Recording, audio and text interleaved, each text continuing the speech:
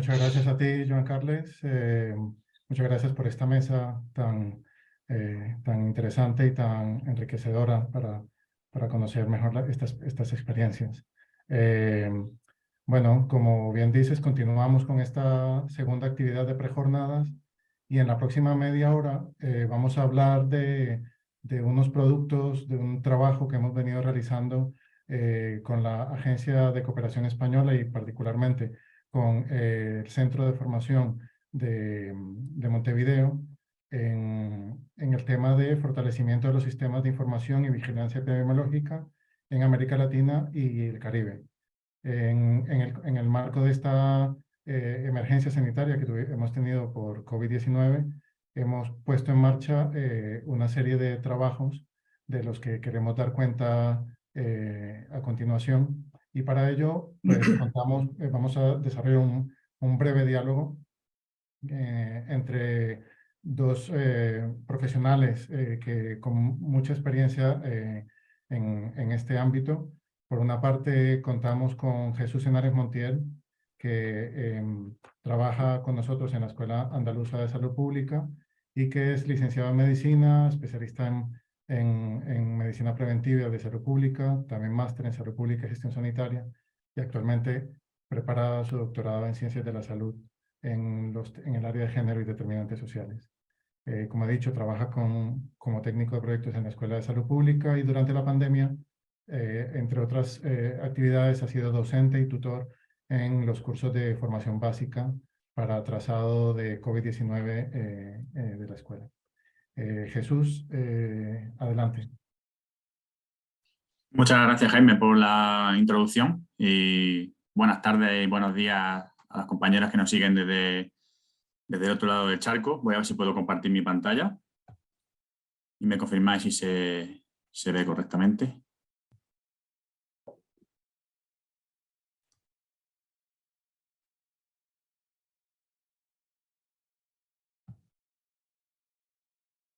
¿Se ve bien, Jaime? Correcto, Jesús. Sí, No sé si no está en pantalla. Iniciarla, ponlo en modo presentación.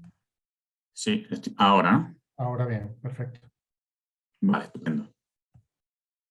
Bueno, como ha dicho Jaime, yo voy a presentar de forma lo más breve posible los productos que se han derivado en estos 2 años de proyecto que lleva por nombre Fortalecimiento de los sistemas de información y vigilancia epidemiológica en América Latina y el Caribe, en el marco de la emergencia sanitaria COVID-19. Este proyecto, como ya hemos comentado, se desarrolló a lo largo de los años 2020 y 2021. Es un proyecto impulsado por el Centro de Formación de la Cooperación Española en Montevideo y cuenta con diferentes actores regionales, como son la RIMAIS y, por parte de España, el Instituto de Salud Carlos III, el IES Global de Cataluña y la Escuela Andaluza de Salud Pública en Andalucía, ¿vale? Y el apoyo técnico que se ha brindado a estas jornadas y laboratorios virtuales que se han llevado a cabo ha sido por parte de la Escuela Andaluza de Salud Pública también. Los productos que se han derivado de estos 2 años, concretamente han sido 2 laboratorios de innovación en salud, uno en 2020 y otro en 2021, 3 informes de política o policy brief y finalmente la publicación de una lección aprendida sobre COVID-19 y desafíos para los sistemas de salud. Queremos destacar también que a lo largo de estos 2 años han participado con nosotros personas de más de 20 países diferentes.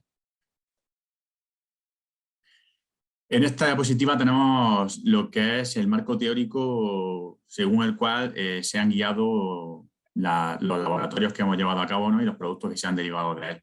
Se ha realizado un procesamiento y análisis de información de diferente procedencia, como podéis ver en el diagrama que tenéis en pantalla, y esto ha llevado ha derivado en los productos que vamos a comentar posteriormente.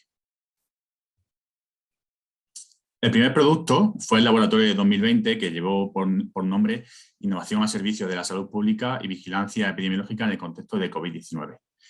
En este laboratorio tuvieron lugar 2 mesas. Una mesa que llevaba por nombre Sistema de Vigilancia y Monitorización a nivel nacional y regional, y otra mesa que tuvo por título Vigilancia de la Salud en la Comunidad. Posteriormente a estas mesas y el pequeño debate que se pudo establecer en ellas, se realizó un trabajo en grupo Se dividió a los participantes en 4 grupos y se le asignó una temática a cada uno de ellos. El grupo número 1 trabajó la información sobre la salud a nivel de las comunidades en el contexto COVID-19. El grupo número 2, información desde los servicios de salud. El 3, la información institucionalizada y sistemática sobre la salud de la población. Y el grupo número 4, la información sobre la salud desde la investigación. Con las conclusiones y resultados que se obtuvieron de este trabajo en grupo, se puso en marcha una hoja de ruta para el fortalecimiento de los sistemas de información para la salud en el contexto COVID-19. Y esta hoja de ruta constaba de 2 líneas principalmente. La línea número 1, que fue el fortalecimiento de los sistemas de información institucionalizados, y la línea número 2, con la adaptación de los sistemas de vigilancia al contexto de las comunidades aisladas física y culturalmente. El siguiente producto fue el Laboratorio de Innovación del año 2021, que tuvo por nombre Reforzando la inclusión en los sistemas de información sanitaria y vigilancia epidemiológica. Previo al inicio de este laboratorio, se solicitó a todas las personas que se habían inscrito que compartieran con nosotros las buenas prácticas e intervenciones inclusivas en los sistemas de información para la salud y la vigilancia epidemiológica que habían desarrollado durante el tiempo que llevaba vigente la pandemia por COVID-19, ¿no? Y aquí podéis ver un poco los indicadores que utilizó el comité evaluador para seleccionar las mejores buenas prácticas que posteriormente se expondrían en el laboratorio. De las buenas prácticas que recibimos, las que mejores puntuaciones obtuvieron y por tanto se expusieron fueron las siguientes. Una primera que tuvo por título Utilización de los sistemas de información para el enfrentamiento de la COVID-19 en zonas rurales en Cuba. Otra, estrategia implementada por los equipos de respuesta rápida y seguimiento clínico de los casos para reducir la letalidad COVID-19 en Lambayeque, Perú. Otra, buenas prácticas de comunidades y pueblos indígenas que abarcaba todo lo que es América Latina y el Caribe.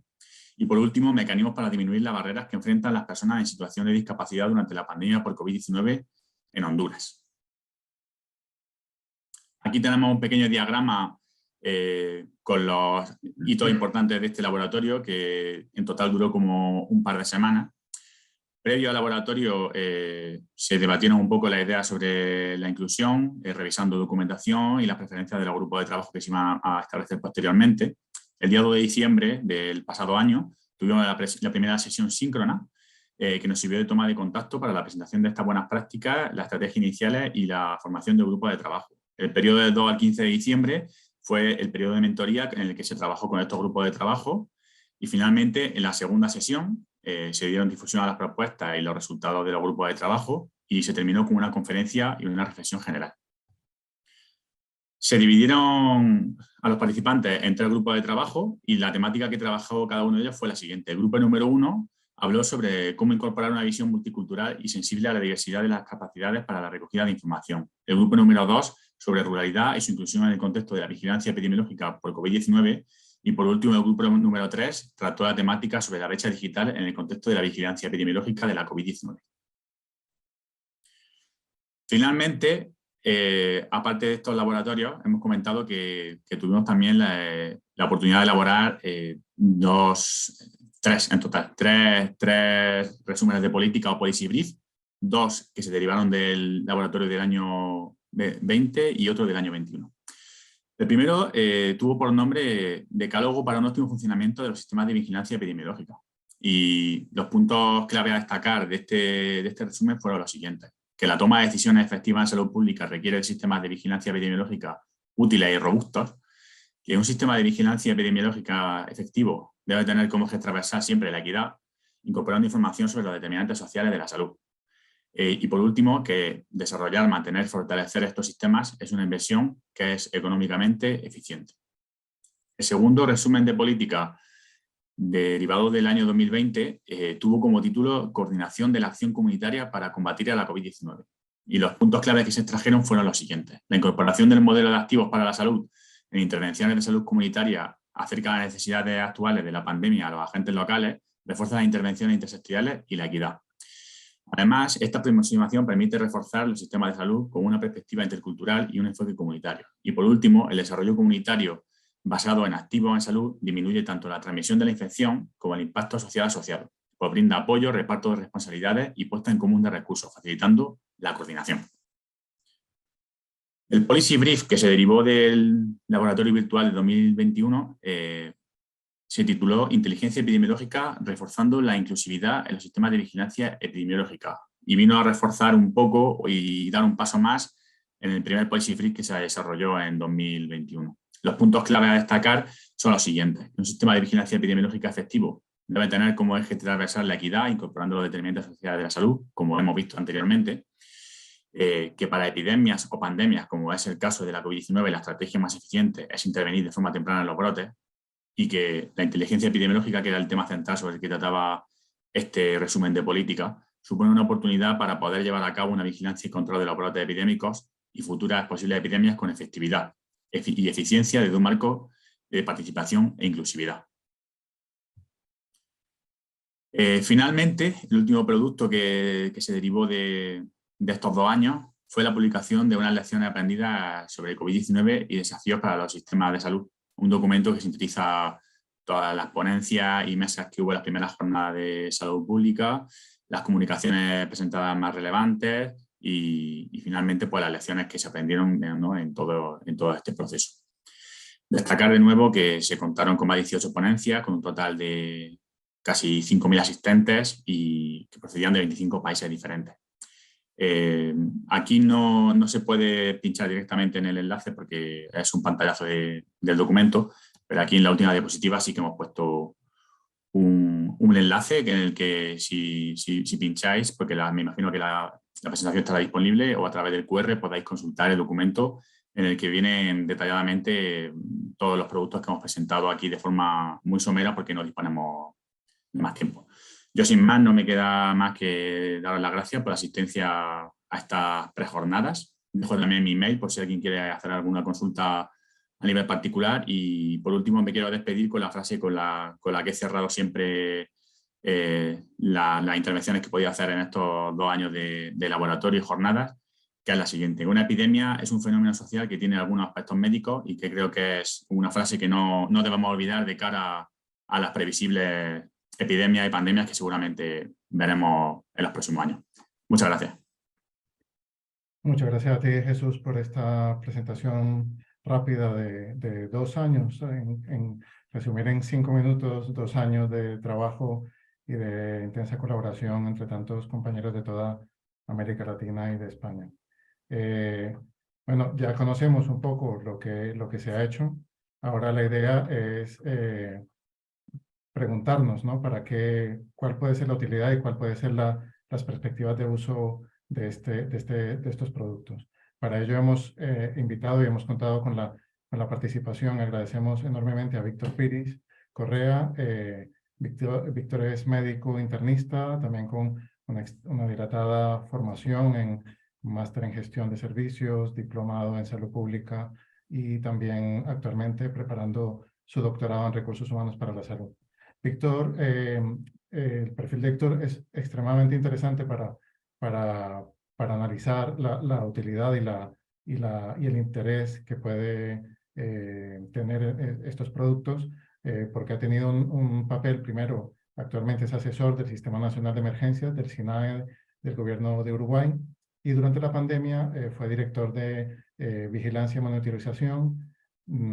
Allí coordinó la Estrategia Nacional de Vacunación. Pero además ha tenido una actividad en el tercer sector, ha sido miembro de la Junta Directiva de Médicos Sin Fronteras Latinoamérica, LATAM, y ha tenido una dilatada experiencia a lo largo de todo el continente en actividades relacionadas con las migraciones particularmente. Víctor, agradecerte tu participación nuevamente y bueno, preguntarte cómo puede un decisor político utilizar estas herramientas, cómo puede una organización no gubernamental que trabaja en salud utilizar estos resultados.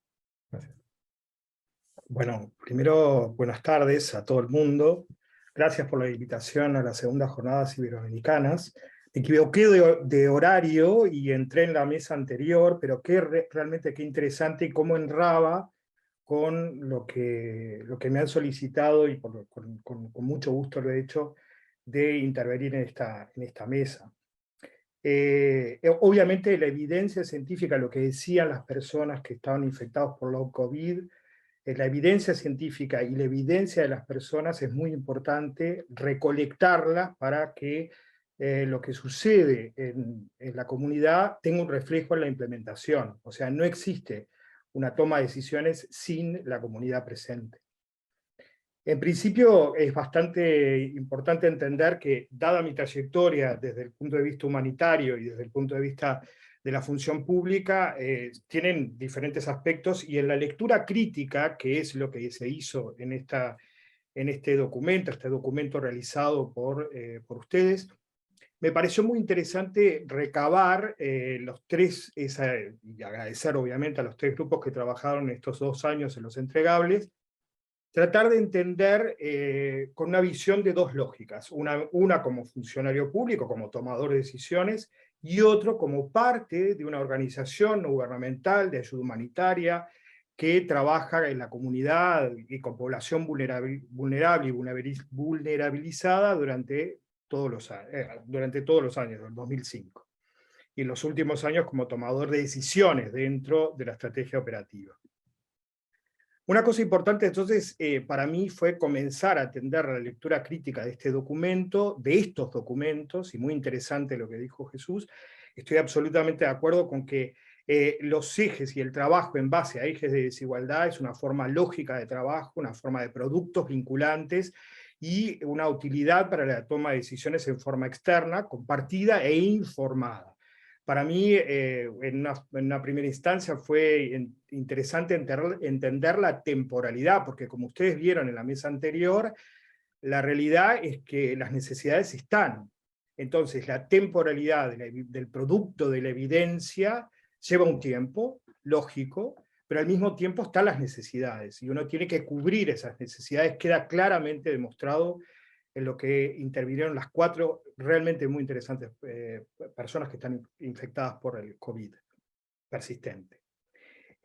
Como les dije, la lectura fue como desde esos 2 puntos de vista. A mí me pareció en una primera instancia un documento muy interesante, pero hay que entender que estos laboratorios con personas de distintas nacionalidades y diferentes profesiones, remis, y todo lo que determina un fortalecimiento de las capacidades de los actores para definir el caso, las alertas y los productos, es la forma que se tiene que trabajar. Pero claro, hay un contexto. Una de las cosas que sucedió en todas partes del mundo fue la baja percepción del riesgo que tenían las comunidades frente a esta epidemia, una información, yo diría una infoobesidad, una información y alta fragmentación de los datos que teníamos disponibles para poder trabajar, tanto de internacional como nacionales, productos que se necesitaban para la toma de decisiones y que no estaban.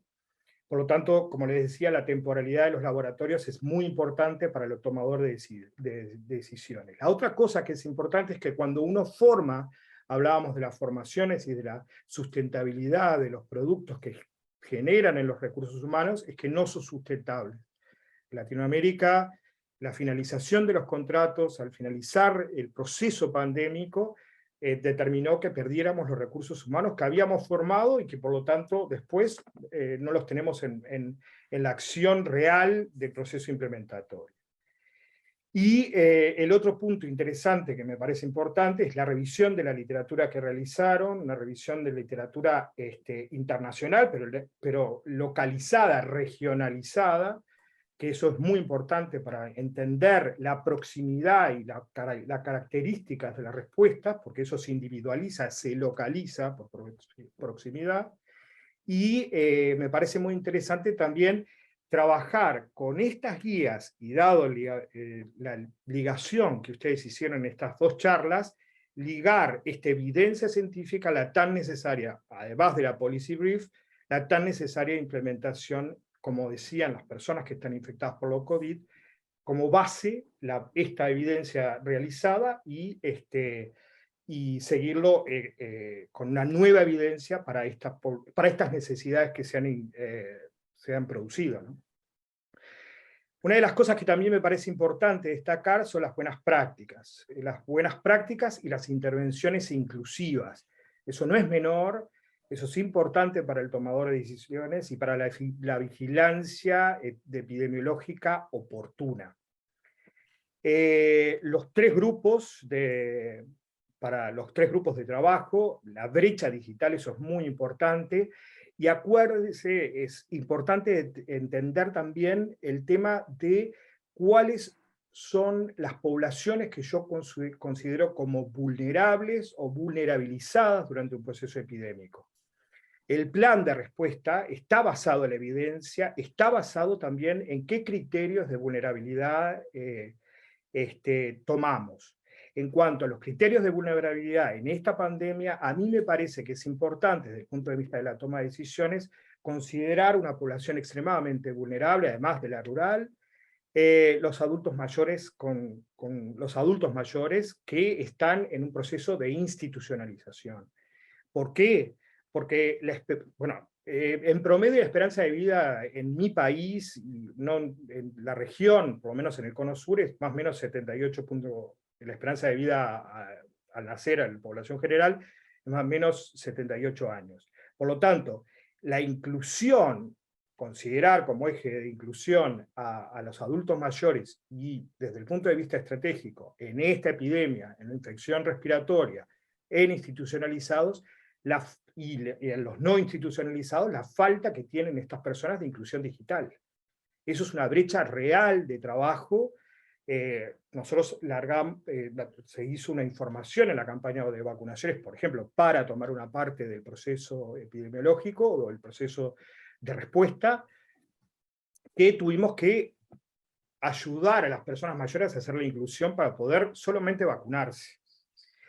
Esto, en toma de decisiones, es totalmente distinto a lo que sucede en una ONG de ayuda humanitaria que los recursos humanos están preparados para el trabajo colectivo, con protocolos de respuesta ya preparados desde la organización, desde las características organizacionales y desde los recursos humanos que forman parte de esa organización. Entonces, una cosa es la visión desde el plan del toma de la respuesta que uno implementa desde el punto de vista de tomador de decisiones en los gobiernos, y otra cosa muy distinta, y a su vez complementaria y comunitaria, es la respuesta que genera la propia comunidad. La ONG no es más que un reflejo de una estrategia dirigida en el área sanitaria, por ejemplo, para dar respuesta rápida y generar evidencia, porque genera evidencia en las ONG con una visión fortalecedora de la vigilancia epidemiológica desde la comunidad. Como decía Jesús, también es muy importante la detección de las alertas, o sea, las alertas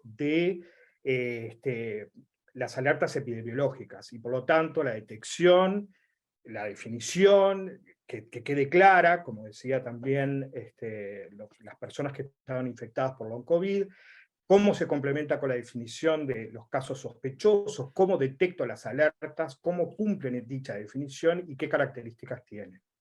Otra cosa importante que me parecía tocar como lectura crítica y trabajo como formando parte de la estructura que ustedes plantearon, es la monitorización de las tendencias epidemiológicas a largo plazo.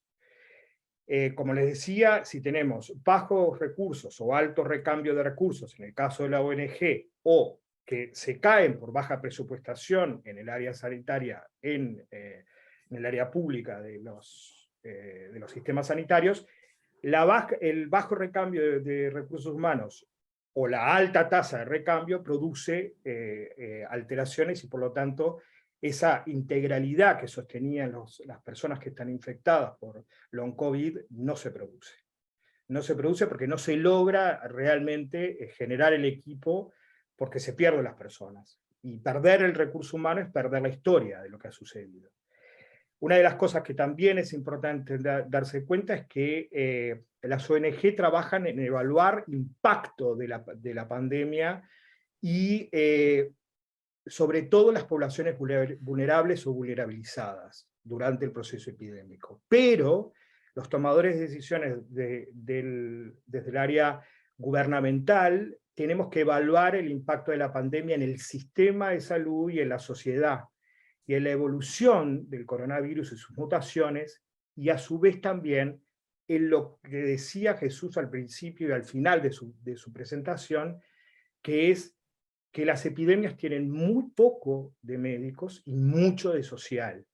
Y eso determina que la implementación de la evidencia científica se deba hacer con una lógica mirada a corto, mediano y largo plazo. Muchas gracias. Muchas gracias a ti, Víctor, por estas reflexiones, ¿no? Y esta mirada crítica desde fuera que nos ayuda a darle más sentido a este trabajo. Gracias No a sé si quieres ustedes. hacer un brevísimo comentario, Jesús, antes de marcharnos. Sí, muy breve. Siempre es un placer contar, ¿no? con la perspectiva y la opinión de personas como Víctor, ¿no? Con su trayectoria. Y hay cosas que ha dicho que son muy interesantes, ¿no? Y creo que es cierto, sobre todo haciendo un poco de hincapié en lo que decía de la temporalidad y cuándo ¿no? se generan los productos, en qué condiciones. Bueno, evidentemente el trabajo se realizó en 2020-2021, pero sí es verdad que a raíz de lo que él dice me parece que puede ser una oportunidad, ¿no? Para aprovechar todo este conocimiento que se ha generado para por ejemplo, ahora ponerlo en práctica con el long COVID, por ejemplo. Tenemos las bases ya sentadas, ¿no? Para que el conocimiento que hemos generado en torno a eso, el cómo no dejar a nadie atrás, la inclusividad, nos sirva también para por ejemplo, ese tema concreto. Y también, pues, teniendo en cuenta que todo lo que desarrollamos y debatimos sobre sistemas de información y demás, también no solamente se limita solamente a las enfermedades transmisibles, ¿no? Y a los brotes epidémicos como tal, sino que también tiene mucho que ver con las enfermedades que no son transmisibles, como puede ser el caso de long COVID, que es a raíz de una enfermedad transmisible, pero ya no se trata de una enfermedad transmisible en sí misma. Entonces yo creo que la verdad es que puede ser una buena oportunidad, lo que comentaba Víctor, pues utilizar todos estos productos, todo este conocimiento que hemos generado en estos años como base para seguir avanzando en esos aspectos. Estupendo. Pues muchas gracias a los dos. Muchas gracias por darnos a conocer y valorar también de manera positiva y crítica estos productos. Y bueno, ya los tenéis a disposición. Hemos dejado algunos enlaces, pero como mencionaba Jesús, estará también presente en la presentación a través de un código QR en la presentación. De nuevo, muchas gracias y con esto terminamos esta breve presentación.